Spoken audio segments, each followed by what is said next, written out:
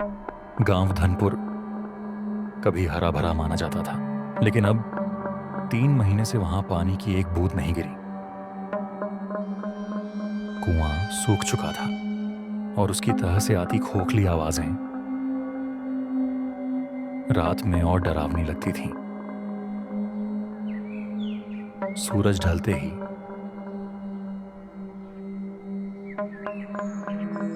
गांव के लोग अपने दरवाजे बंद कर लेते। कोई बाहर निकलना नहीं चाहता था। वजह सिर्फ अंधेरा नहीं थी, बल्कि वो अजीब घटनाएं तो थीं जो हर रात होने लगी थी। पीपल के पुराने पेड़ से कभी बच्चों के रोने जैसी आवाज आती, कभी किसी औरत की कराह। हवा चलती तो पत्तों के बीच से ऐसी फुसफुसाहट सुनाई देती जैसे कोई नाम लेकर बुला रहा हो। लोग कहते गांव पर साया है। उसी साये के बीच गांव के आखिरी छोर पर बबूल की कांटेदार झाड़ियों के अंदर एक झोपड़ी थी, आधी गिरी हुई, काली पड़ी हुई।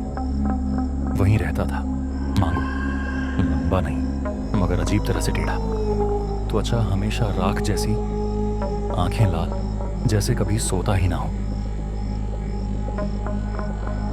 बच्चे मांगू का नाम सुनते ही चुप हो जाते। औरतें रास्ता बदल लेती। लोग उसे पागल कहते थे, पर मन ही मन जानते थे वो सिर्फ पागल नहीं है।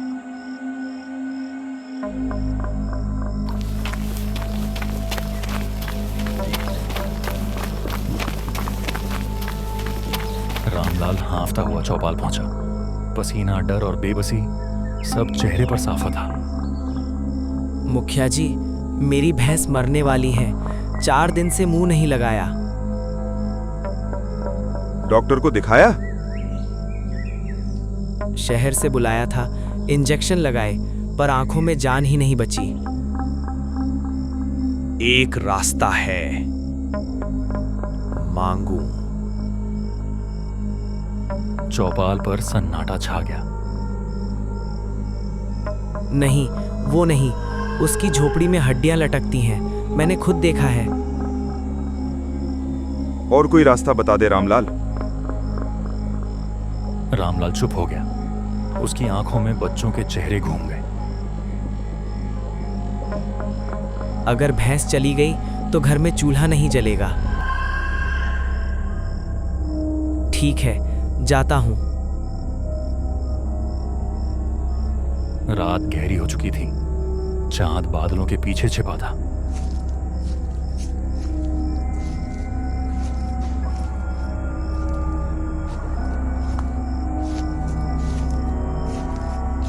रामलाल कांटों से भरी पगडंडी पार करता हुआ झोपड़ी तक पहुंचा। हर कदम पर ऐसा लग रहा था जैसे कोई पीछे चल रहा हो। झोपड़ी के बाहर हवा भारी थी। सड़ी मिट्टी, धुएं और किसी जली हुई चीज की गंध। दरवाजे पर अजीब चिन्ह बने थे, लाल मोटी रेखाओं में, जैसे नाखून से खींचे गए हों। मांगू, आजा रामलाल। रामलाल की रूह कांप गई। तू मेरा नाम कैसे जानता है? नाम ही नहीं, तेरी परेशानी भी जानता हूं। दीवारों पर तांत्रिक निशान खुदे थे। रस्सियों से बंधी खोपड़ियां धीरे धीरे हिल रही। जमीन पर एक गोला बना था। बीच में बैठा था मांगू। सामने काली मोमबत्ती, जिसकी लौ हवा बिना भी कांप रही। तेरी भैंस 4 दिन से कुछ नहीं खा रही। दवा बेकार है। रामलाल के पैरों तले जमीन खिसक गई। ये सब तुझे कैसे पता? क्योंकि जो मरने वाला होता है उसकी सांसें मुझे बुलाती हैं। कुछ कर दे, मैं हाथ जोड़ता हूं। कर सकता हूं। 3 दिन। बदले में? तेरी पत्नी की सोने की नथ। वो तो उसकी शादी की निशानी है। निशानी रहेगी? क्या पेट भरेगा? झोपड़ी में सन्नाटा छा गया। सिर्फ मोमबत्ती की लौ फड़फड़ा रही थी। रामलाल को अपने बच्चे याद आए। खाली थाली, सूखे होंठ।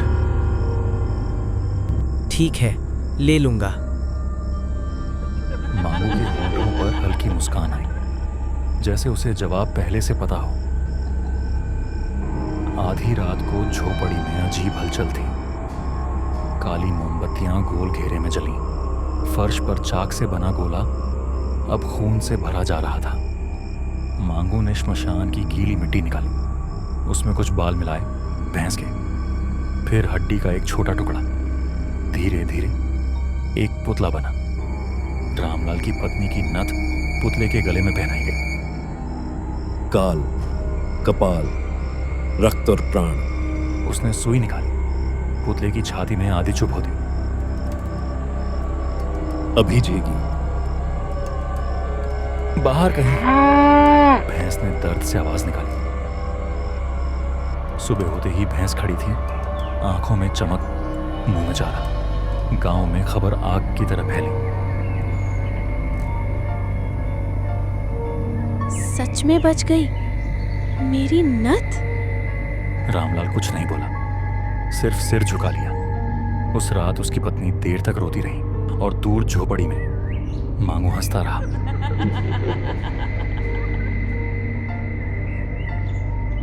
एक हफ्ते में पहली बीमारी आई, फिर दूसरी, फिर तीसरी। कोई अचानक छाती पकड़कर गिर जाता, कोई बिस्तर से उठ नहीं पाता। हर बार एक ही बात, मांगू को बुलाओ। हर बार मांगू आता, 3 दिन का वादा करता और बदले में कोई गहना ले जाता। गांव में सोना कम होता गया और डर बढ़ता गया। कोई है? समझ नहीं आ रहा।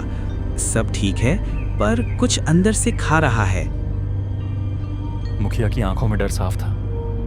एक रात चौपाल पर कुछ लोग जमा हुए। ध्यान दिया, जब से मांगू आया है कोई ना कोई बीमार पड़ता ही है। और हर बार वो सोना लेता है। कहीं वो खुद ही। पंडित जी की आंखें सख्त हो गईं। आज रात देखेंगे। अंधेरी रात। पंडित जी और 2 आदमी झाड़ियों में छिपे।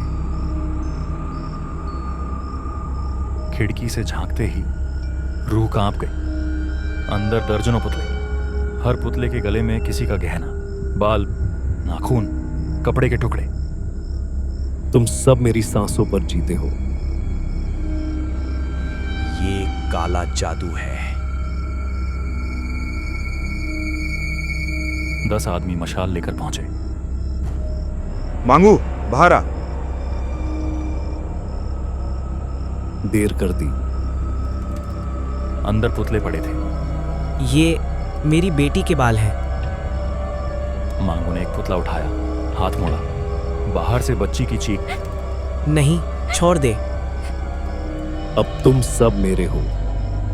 लोग टूट गए, डर जीत गया। 3 महीने बाद एक बूढ़ा आया, सफेद दाढ़ी, आंखों में शांति।